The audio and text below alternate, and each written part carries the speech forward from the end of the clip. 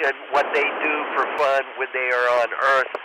What I like to do is more educational demonstrations and science projects on my own from stuff that I can just find on space station. Over.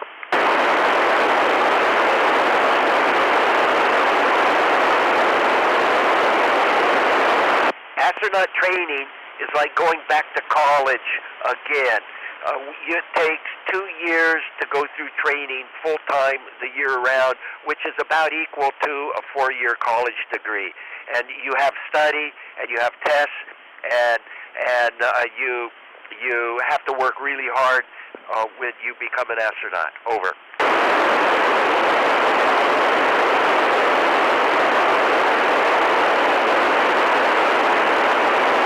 I wish I could take home some of the freeze-dried food that we have that comes from our Russian partners. They have a food called tvorog, which we have no counterpart in the United States, and it is very good. Over.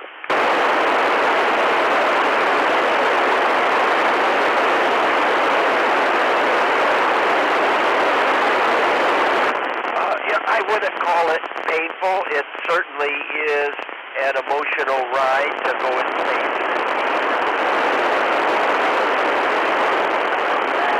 Because you get to see your family after having been gone for 6 months or more. Over.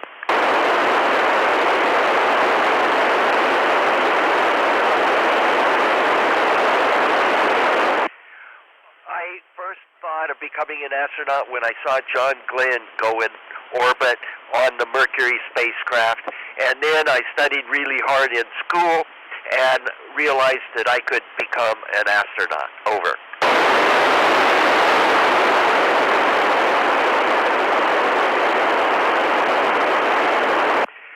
Experiencing gravity for the first time is just something that you have to experience. You can describe it with words, but that just doesn't do it. So I recommend that you study hard in school, become an astronaut, and then you too can experience gravity for the first time, or experience weightlessness for the first time. Over.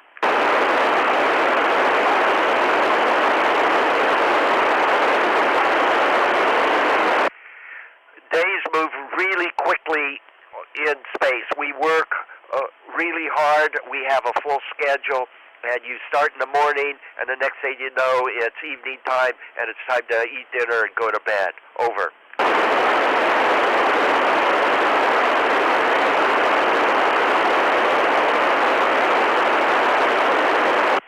An amazing place. Over.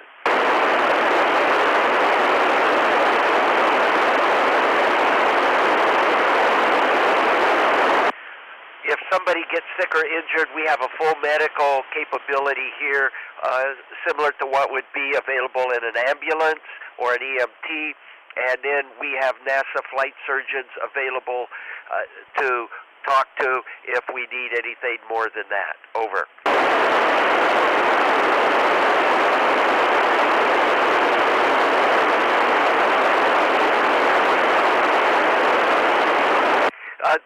We are only 240 miles above Earth, so at the speed of light, which radio signals go, it doesn't take long, a fraction of a second. However, we communicate through TDRA satellites in geostationary orbit about 24,000 miles away and back, so the delay is about a second to a second and a half.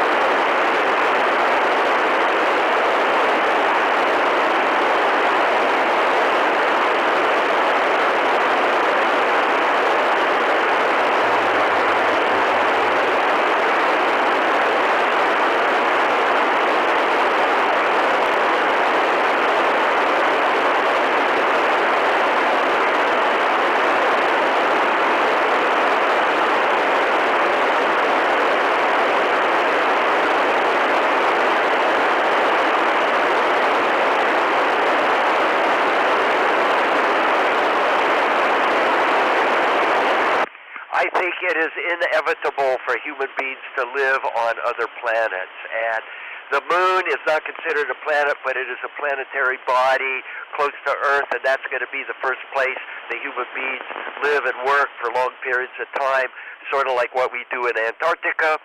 And then the next planet will be Mars. Over.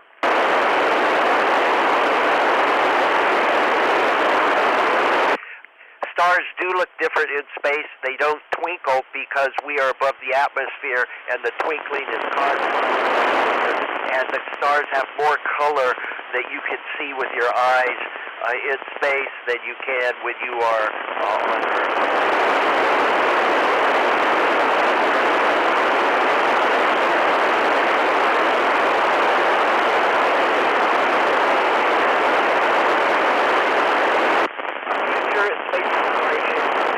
Because it is exploration, and it is one of the frontiers that really captivates the human mind. And we need all kinds of people in space.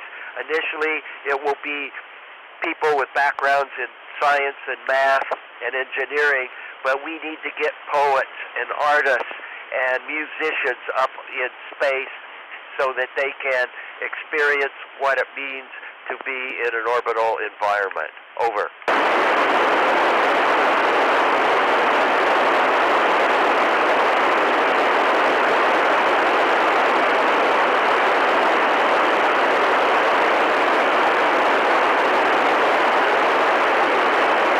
And I really appreciate this ham radio contact and having all these students wishing me my 400th day in orbit. NA1SS out.